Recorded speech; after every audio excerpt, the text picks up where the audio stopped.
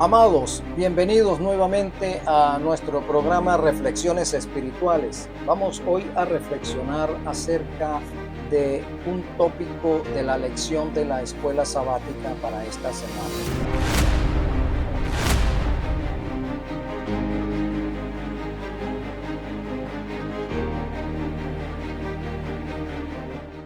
Pero antes, quiero invitarte a pedir la presencia del Espíritu Santo. Aunque a algunas personas no les agrada que hablemos con el Espíritu Santo, pero a este siervo le gusta. A mí me encanta invitar al Espíritu Santo siempre a mis estudios, porque creo que Él, como Dios que es quien nos capacita para tener el discernimiento espiritual que necesitamos. Oremos, amado.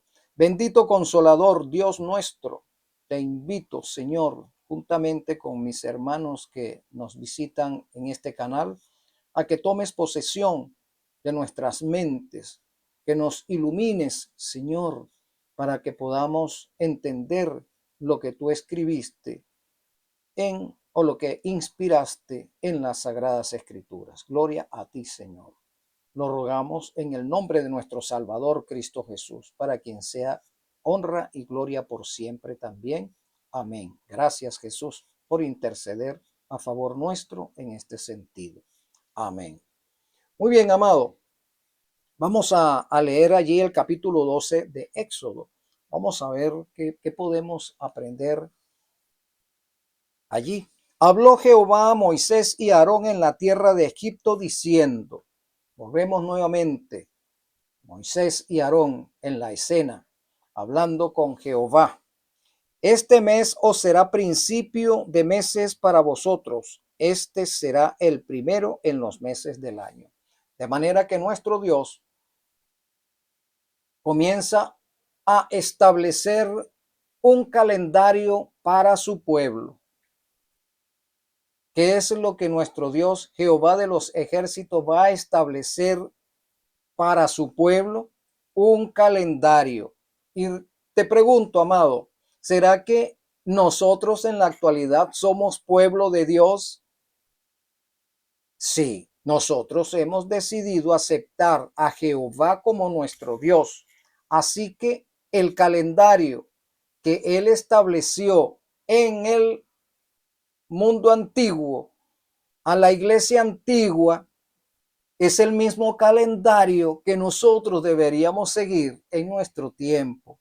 Por supuesto, el mundo occidental se rige por los calendarios juliano y calendario gregoriano, pero ese es el mundo y nosotros obligatoriamente tenemos que regirnos para las actividades cualquiera que fueren, tenemos que regirnos por estos calendarios, pero espiritualmente, como el Israel espiritual que somos, debemos tener muy en cuenta al calendario que Jehová nuestro Dios estableció para su pueblo, porque en ese calendario hay una serie de enseñanzas que nosotros tenemos que tener en cuenta, amado, y que son importantes para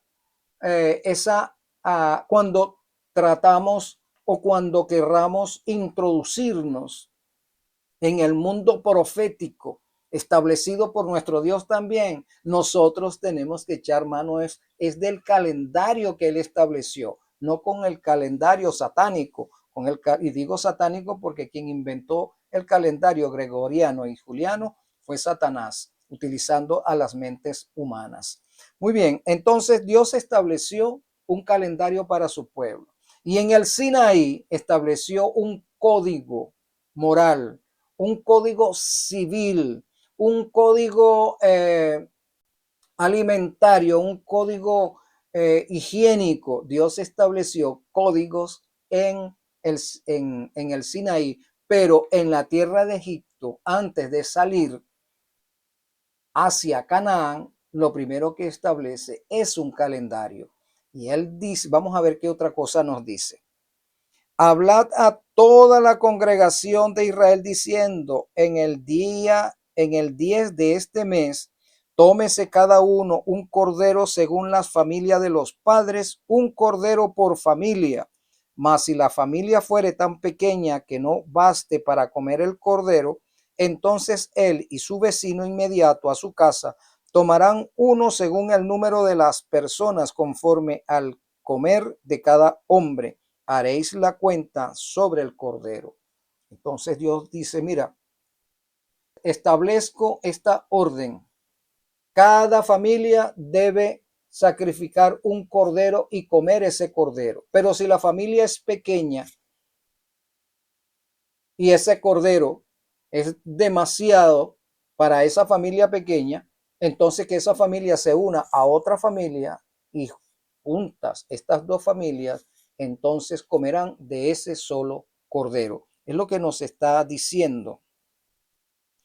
Y cómo también lo van a hacer, bueno, van a partir ese cordero en partes para asignar cada parte a los integrantes de la familia. Mira, y su vecino inmediato a su casa tomarán uno según el número de las personas, conforme al comer de cada hombre, y haréis la cuenta sobre el cordero.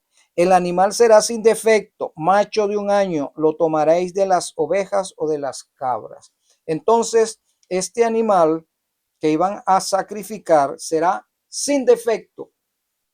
Sin defecto sería inmaculado, impecable. ¿Por qué? Porque ese cordero representaba a Cristo, representaba al Verbo cuando encarnara, simbolizaba al Verbo encarnado. Notemos lo siguiente, sin defecto. ¿Por qué? Porque Dios no tiene defectos. Quiere decir que cuando el Verbo encarnara, esa encarnación que conocemos como Jesucristo no tendría defecto alguno, era impecable e inmaculado. Eso significa que en él no había condición pecaminosa. Eso es lo que significa eso. En Cristo no había condición pecaminosa porque era sin defecto. El pecado trae como consecuencia nuestro defecto de carácter, nuestros defectos físicos son consecuencias del pecado.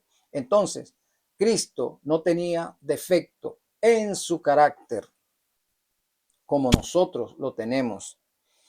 Era un animal sin defecto, macho. ¿Macho por qué? ¿Por qué no podía ser una corderita? Porque el cordero representaba a Cristo. Cristo es hombre, Cristo no es mujer, ¿verdad? Cristo no es bisexual, no, Cristo era hombre. Así que este cordero que representaba a Cristo tenía que ser macho.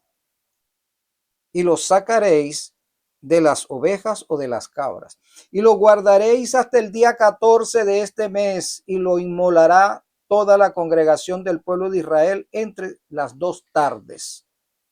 Y tomarán de la sangre y la pondrán en los 2 postes y en el dintel de las casas en que lo han de comer. Entonces, la carne de ese cordero tenía que comerla esta familia o las familias de Israel, y la sangre iba a ser utilizada para teñir los dinteles de las puertas. Esa sangre significaba redención. Esa sangre significaba, en términos generales, amados, significaba pacto. Así que las familias de Israel y cualquier otra familia de la nación egipcia que quisiera hacer pacto con el Dios de Israel, iba a hacer lo mismo. Iba a tomar un cordero sin defecto, macho, lo iba a sacrificar para comerlo con su familia, y con la sangre iban a teñir también los dinteles de su puerta. Eso significaba que echaban mano al pacto, que se arropaban o se acogían a las promesas de ese pacto. ¿Cuál era la promesa? Que el ángel destructor pasaría por enfrente de esa casa o de ese hogar y no entraría allí para destruir. Inicialmente esa era la promesa del pacto. Vamos a ver qué más nos dice. Y la pondrán entre los dos postes y en el dintel de las casas en que lo han de comer. Y aquella noche comerán la carne asada al fuego. ¿Por qué no frita? ¿Verdad? ¿Por qué no sudada? No, va a ser asada al fuego, y panes sin levadura con hierbas amargas lo comerán. Panes sin levadura y con hierbas amargas. Las hierbas amargas significaban el tiempo que Israel estuvo como esclavo, el tiempo de su sufrimiento, significaba esas hierbas amargas. Para nuestro tiempo también, amado. Nosotros no hacemos ese rito en la actualidad, pues quedó abolido cuando el verdadero Cordero murió, quedó abolido. Pero espiritualmente en nuestras mentes comemos las hierbas amargas porque sabemos que representa el tiempo en que nosotros estamos en este mundo todavía, lleno de sufrimiento y de maldad, de muerte, de enfermedades. Para nosotros eso representa la esclavitud de permanecer todavía en este mundo, y nos da la esperanza de que acogiéndonos a ese pacto, a la sangre del pacto, nosotros entonces moraremos en una tierra de provisión, en una tierra que fluye leche y miel, la Canaán celestial.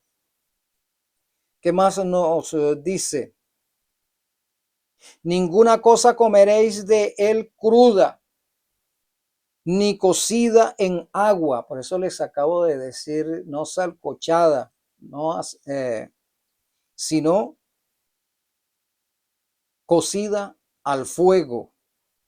No debía quedar de ese cordero nada crudo, sino asada al fuego, su cabeza con sus pies y sus entrañas. Nosotros debemos comer a Cristo todo. Eso es lo que significa eso, comer la cabeza, comer sus entrañas. ¿Qué otra cosa nos dice? Sus patas. Nosotros como cristianos vamos a comer la persona de Cristo toda. Nos vamos a alimentar de él. Como dijo el mismo Jesús. No solo de pan vive el hombre, sino con toda palabra que sale de la boca de Jehová. Con toda palabra, con todo su cuerpo, con todo su ser, con todo él. Ese es debe ser nuestro alimento principal. Cristo, nuestro alimento. Nos sigue diciendo, ninguna cosa dejaréis de él hasta la mañana, y lo que quedare hasta la mañana lo quemaréis en el fuego. Allí queda establecido, amado, cuando sobra de la cena del Señor, sobra alguno de los emblemas, debe ser quemado hasta que no quede nada.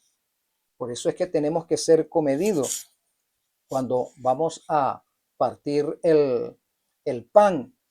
Vamos a tomar la porción y la vamos a dividir entre las personas que están en ese momento en el recinto, que van a tomar la cena del Señor. Lo vamos a partir. Hay 10 personas, la galleta o el pan que representa el cuerpo de Cristo. Por eso es que debe ser sin levadura. El pan debe ser sin levadura, porque recordemos que Cristo es impecable, inmaculado, es perfecto. Entonces, la levadura en este caso representa el pecado, representa el defecto. El pan debe ser sin levadura. Me llama mucho la atención que en muchas congregaciones agarran un pan de la panadería, cualquiera que fuere, y lo parten en 1000 pedacitos. Y muchas veces sobra allí de esos pedacitos. Pero eso no sería aquí lo que vamos a llamar la atención, sino que ese pan que viene de la panadería trae conservantes, trae levadura, no es hecho en la forma en que tiene que haberse hecho para que sea emblema del cuerpo de Cristo. De esto podemos hablar en otro momento, pero tengamos esto presente. Ninguna cosa comeréis de él cruda, ni cocida en agua, sino asada al fuego, su cabeza como sus pies y sus entrañas. Ninguna cosa dejaréis de él hasta la mañana, y lo que quedare hasta la mañana la quemaréis en el fuego. Entonces el pan se parte y se va a pedir sobre ese pan la bendición para que todos podamos participar de eso. Somos 10 personas, el pan se parte en 10 trozos, uno para cada uno, porque ya no los dijo anteriormente cómo que tenía que ser el animal, ¿verdad? No, nos dice, mira, y su vecino inmediato a su casa tomarán uno según el número de las personas. Según el número de las personas vamos a partir el pan, conforme al comer de cada hombre. Haréis la cuenta sobre el cordero. Entonces se hace la cuenta. ¿Cuántas personas son? Bueno, son tantas personas. Ese pan se va a partir en tantas personas. No debe sobrar nada. Pero si llegase a sobrar, ese pan no se puede botar en la basura. No se puede botar en el inodoro. No se puede botar o desechar en ningún lugar donde haya sido contaminado, etcétera. Ese pan debe ser quemado hasta que no quede nada en él. Lo mismo sucede con el vino. El vino no puede ser embotellado, no lo puedes comprar en el súper. No, el vino tienes que hacerlo. Es zumo de uva y debe ser elaborado por nosotros mismos, siguiendo las reglas o las normativas para que sea un emblema perfecto de la sangre de Cristo. Debe ser llevado al momento de la cena del Señor y vaciado en envases de acuerdo al número de personas que lo vamos a tomar. Si somos 10 personas y tenemos, suponiendo, 1 litro del zumo de uva, no es el vino del que venden en las licorerías, amado, no es el vino con alcohol, no, esto es zumo de uva que representa la sangre de Cristo. La sangre de Cristo no tenía alcohol, la sangre de Cristo era impecable, no tenía tendencia al pecado, porque el alcohol y los conservantes que lleva ese licor, entonces es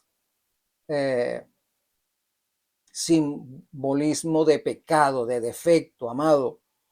Entonces se divide ese litro, suponiendo, de zumo de uva, y se va a bendecir una porción de ello, porque lo que hay son 10 personas. Se vacía en los envases destinados para cada uno, se reparte y se toma ese vino, ese zumo de uva.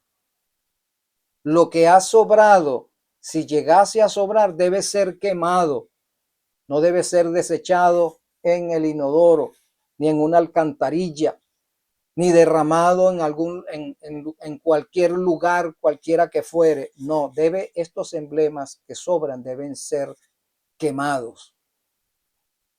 Y lo que no fue bendecido, lo que no fue utilizado, bueno, eso puede ser utilizado para otros menesteres de la familia. Ok, seguimos aquí. Y lo comeréis así, ceñidos vuestros lomos, vuestro calzado en vuestros pies y vuestro bordón en vuestra mano, y lo comeréis apresuradamente en la Pascua, dice Jehová. Cuando nosotros estamos en la cena del Señor, aunque estemos sentados en nuestra mente, sabemos, estoy de pie. Estoy rumbo a mi liberación. Estoy en un escape. Eso es lo que significa esto para nosotros espiritualmente, o lo que debe significar. Estoy en un escape de Babilonia. Estoy de pie delante de mi Dios. No estoy en un solaz. No, porque mi vida en este mundo es pasajera. Yo soy peregrino en este mundo. Voy rumbo hacia la Canaán. Lo comeréis así, ceñido vuestros lomos, o sea, con tu cinturón, y vuestros pies calzados para la huida, preparados para la huida, y vuestro bordón en vuestras manos, tu báculo, tu bastón en tu mano, y lo comeréis apresuradamente. Eso no es para saborearlo cuando estemos en la cena del Señor. Algunos han cometido el error de echarle azúcar. Otros le ponen color. No, amado. Este pan solamente lo que lleva es agua, aceite de oliva amasado con las manos, no en una sobadora eléctrica ni en una amasadora eléctrica, no, con la mano, y se tiende en la bandeja y luego se mete al horno. Todo eso representa el calvario de Cristo, la muerte de Cristo, el sufrimiento de Cristo. Pero como he dicho anteriormente, de esto vamos a hablar en otro momento, mucho más, de una forma más amplia. Pues yo pasaré y lo comeréis apresuradamente. Es la Pascua de Jehová, es el pacto de Jehová, es el día de la liberación de Jehová, que Jehová va a efectuar sobre vosotros. Pues yo pasaré aquella noche por la tierra de Egipto y heriré a todo primogénito en la tierra de Egipto, así de los hombres como de las bestias, y ejecutaré mis juicios en todos los dioses de Egipto, yo Jehová. Entonces, este es la Pascua, este es el día de liberación, este es mi pacto, porque allá hay sangre y carne, ¿verdad? Tú y yo estamos en pacto. El día que decidimos seguir a Cristo, aceptamos estos emblemas de pacto y aceptamos teñir nuestros dinteles con la sangre del pacto. No es un juego, estamos escapando del mundo, estamos siendo liberados de la esclavitud de Satanás. Estamos inmersos en esta lucha, hemos aceptado voluntariamente este hecho. ¿Por qué? Porque Jehová va a pasar por el mundo, por Egipto,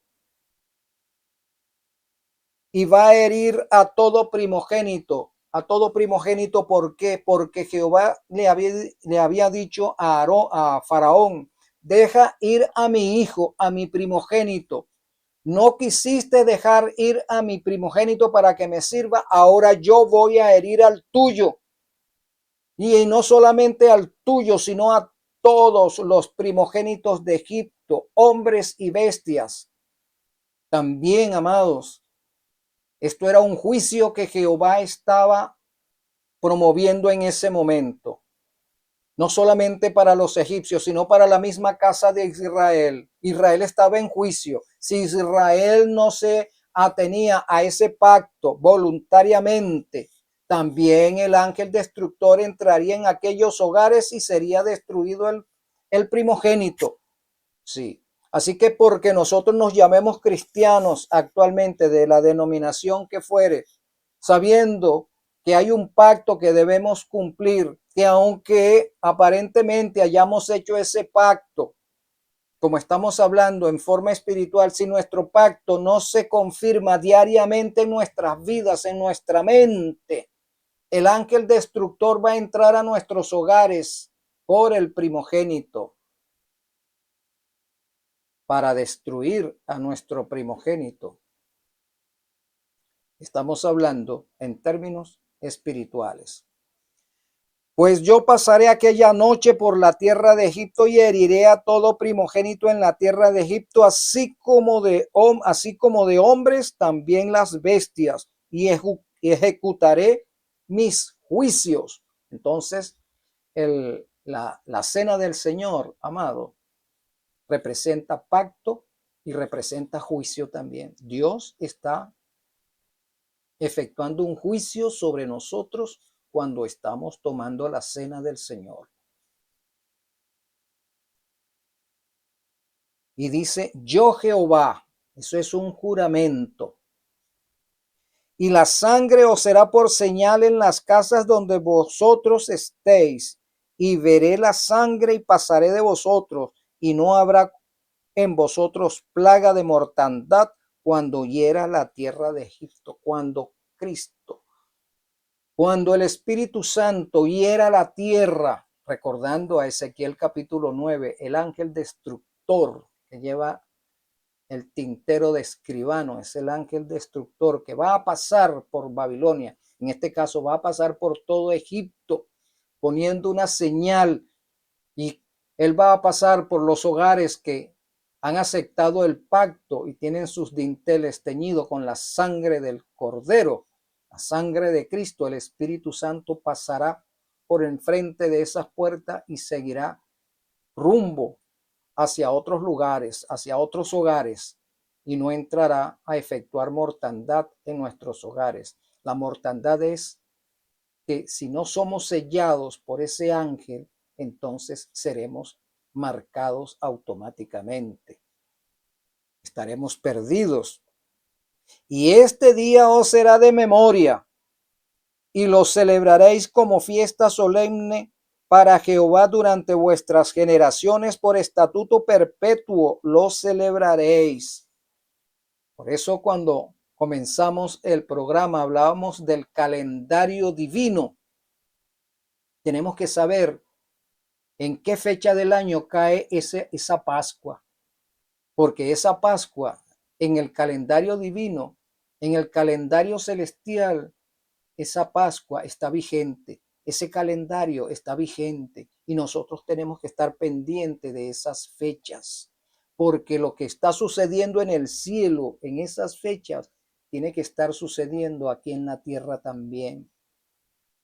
Así es, amado. 7 días comeréis panes sin levadura, y así el primer día haréis que no haya levadura en vuestras casas, no haya pecado en vuestras casas. Nosotros ya estamos en juicio. Nosotros estamos en la Pascua que comenzó el 22 de octubre en 1844. Comenzó el juicio del pueblo, comenzó la Odisea, que significa juicio del pueblo. Estamos siendo enjuiciados. Nuestros dinteles tienen que estar teñidos de la sangre de Cristo. No debe haber levadura en nuestros hogares, en nuestro tabernáculo, en nuestro templo. No debe haber levadura, que es símbolo de pecado.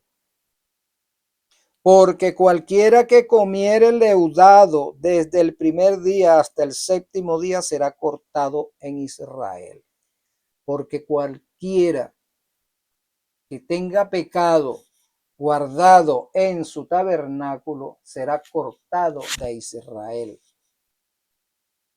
Para nuestro tiempo, amado, repito, el 22 de octubre en 1844 comenzó el juicio.